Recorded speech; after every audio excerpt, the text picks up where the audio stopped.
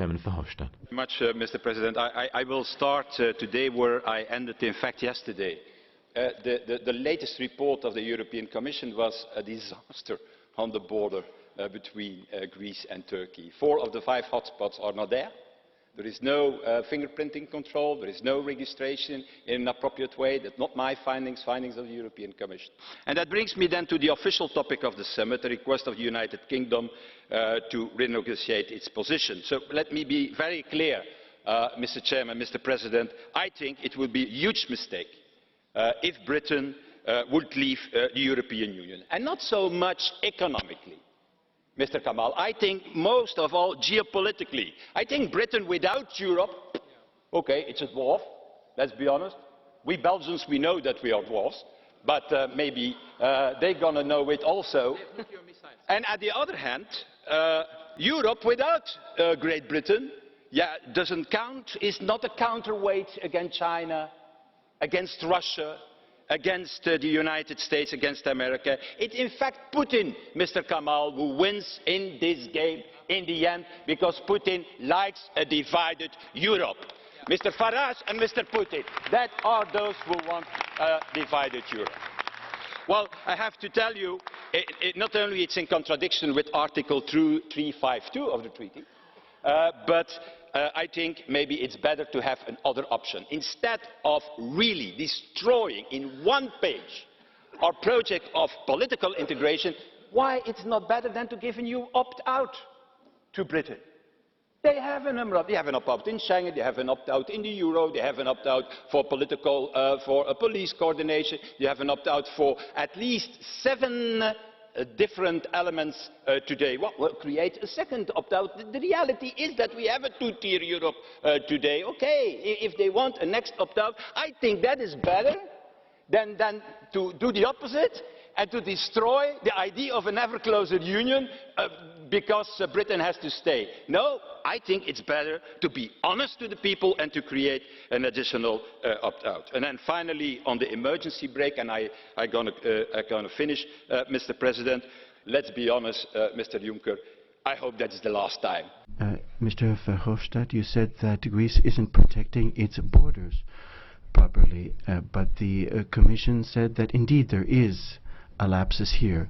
Why not exclude Greece from the Schengen zone? Kick it out, please. Why we are not in the same group. I'm a positive person and you're a negative one. Instead of pushing immediately Greece out, I think let's take our responsibility with the European Union. I would like to call you to order. I think Mr. Farage needs to bring his troops into line. Mr. Farage now. Yes, thank you. I think they're slightly over-enthusiastic. Well, it wasn't supposed to be like this, was it? Because Mr. Cameron's renegotiation began with really big intentions. Treaty change. He was going to question blue cards going up already. This is going to be fun. He was going to control the free movement of people. He was going to achieve a fundamental change, not just in Britain's relationship with the European Union, but reform the EU itself. And what we got was a letter from Mr. Tusk, in which there's no treaty change, no powers returned to the United Kingdom, and no control over our borders at all. In fact, it was hardly worth the wait. It's really rather pathetic. But there is, of course, one more chance for the Prime Minister, because he goes to the European Summit in a couple of weeks' time, and like Oliver Twist, he will parade in front of the other leaders and say, please can we have some more concessions. I find it rather humiliating that a British Prime Minister has to do this, but I'm certain of one thing, he won't get another thing. Because just look at the substance of this. We have an emergency brake on migrant benefits. Wow! It was supposed to be a total ban on migrant benefits for up to 4 years. So it is hardly an emergency brake, it's more of a handbrake turn. And the Prime Minister is saying we've got a red card. Isn't that wonderful? Well, what that means is, if a majority of parliaments in the European Union can say to Mr. Juncker they don't want one of his directives, is that a cause for celebration? I mean, if 15 parliaments couldn't stop a piece of law, we'd be living in a communist dictatorship. And what I've gone through here are the good bits. But the most bizarre thing is Mr. Cameron said, with this deal, he would now vote for Britain to join the European Union. So let's have a little think about that. If the question in June was should we join the European Union, we'd have to tell the British people you must surrender the control and sovereignty of your parliament and have 75% of your laws made somewhere else. Your Supreme Court will not be supreme. You will be overruled by a court in Luxembourg made up of people who aren't even judges. You will have to give up your fishing grounds, including, in some places, 200 miles of the North Sea, and you must cut your links with the Commonwealth and the wider world because you're no longer fit to negotiate your own global trade deals. Oh, and by the way, for all of this, you'll be paying £55 million a day as a membership fee. Would the British people vote for that? Not a snowball's chance in Hades. And all we have to do is recognise that whilst the politicians and the big banks and the big businesses will in this referendum defend their own vested self-interests, it's people power that will win this referendum, and after we've won this referendum, I hope in many other countries in Europe too. Yeah.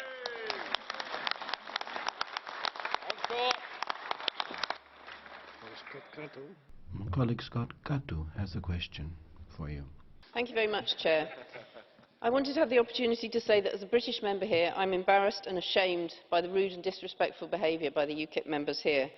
And I would like to ask Mr Farage if during the forthcoming campaign he will do anything to control the behaviour of his members. One moment, please. Now, one of the basic rules of democracy is that you listen before responding. So, please, listen to what the individual has to say before commenting. Seconds. I want to say that I'm embarrassed and ashamed by the behaviour of UKIP members here today and their disrespect for other members, which ironically I find to be extremely un-British. I would like to ask Mr Farage whether he is going to attempt to control his members and prevent them from this sort of intimidation both inside the chamber and more widely on social media during this campaign.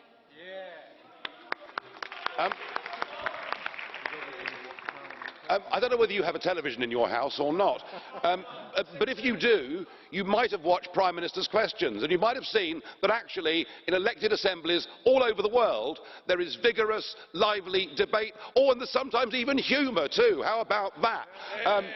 The most vociferous members I've known in this Parliament since I've been here are our President, when he led the Socialist Group for many years, and indeed Mr Verhofstadt, who leads the Liberal Group, who very often have shouted or mocked things that I've said, and frankly, as an elected representative, I'm big enough and ugly enough to take it, and so should you be.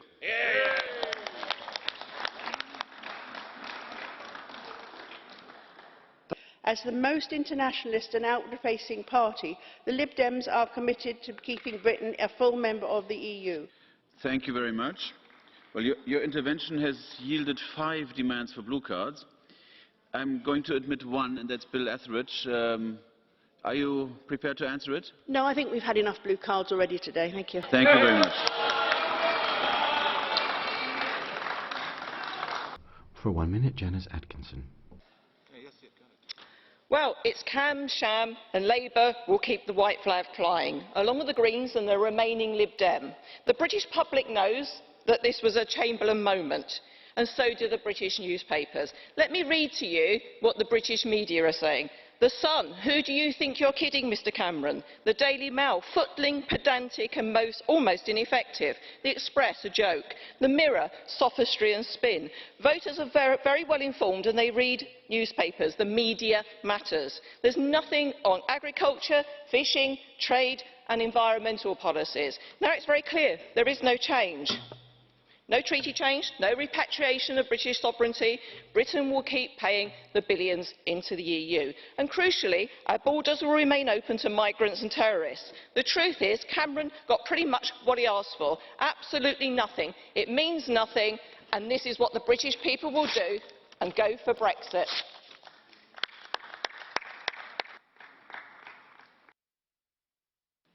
A minute and a half now for Hans-Olaf Henkel. President Schulz yesterday said that there would be no extra portions for the UK.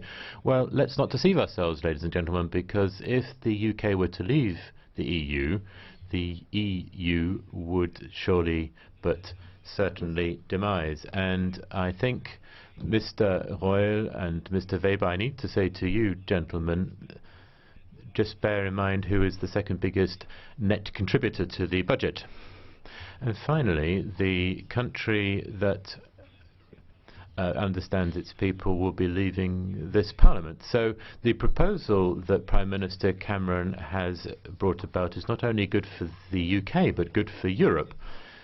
Subsidiarity is always better than centralism.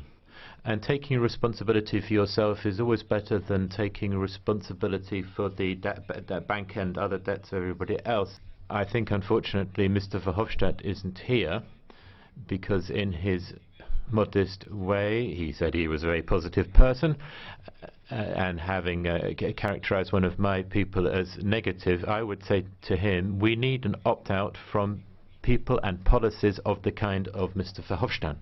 Herr Kamal. Mr. Kamal. I have a question for you. Mr. Coburn has asked to put a question to you, but just a second, Mr. Coburn did hold up his blue card before you'd even started speaking. So I'm just wondering, just a second, how can you put a question on a speech that hasn't yet been held? We will no doubt find out. Dankeschön, mein Präsident. Mr. Kamal, thank you for taking my question. You're always a good sport. Mr. Kamal, if you want a fair British immigration policy, can you have that within the EU? Well, Mr. Coburn, thank you very much. And I must say, I admire your abilities to predict my speech. I think in future I might actually ask you to write some of the speech. Or actually, when I'm struggling for words, I can ring you up and say, what do you think will be my speech tomorrow? But actually, in this case, you asked a very fair question and something that has to be put to the British people. If you want immigration policy, what you call a fair immigration policy, that everyone outside the UK is treated equally, whether they are from Austria or Australia, Croatia or the Caribbean, Italy or India, you cannot achieve that by remaining in the EU. And that is something, you have to be honest, but you have to put that, you have to make that clear to the British people. Colleague Dodds. Thank you, Mr. President. After the flurry of activity yesterday over the Prime Minister's deal, many in my constituency are asking, what was it all about? Having read the draft agreement, we see that the renegotiation of our relationship with the EU amounts to little more than a choreographed talks process, a faux battle, a smoke and mirrors charade that has resulted in little more than the status quo. I'm saddened to say a failure of our Prime Minister to stand up for our United Kingdom. Treaty change, retaking control over our laws, has disappeared. And a promise to return control over our borders has been watered down to a benefit curve that has to be agreed by Brussels. The ever-present issue of the cost of membership has not even been addressed, a cost estimated to rise by a further £3 billion by the Office for Budget Responsibility in 2020. I'm delighted that the democratic process will now take control. I look forward to a frank and honest debate over our relationship with the European Union.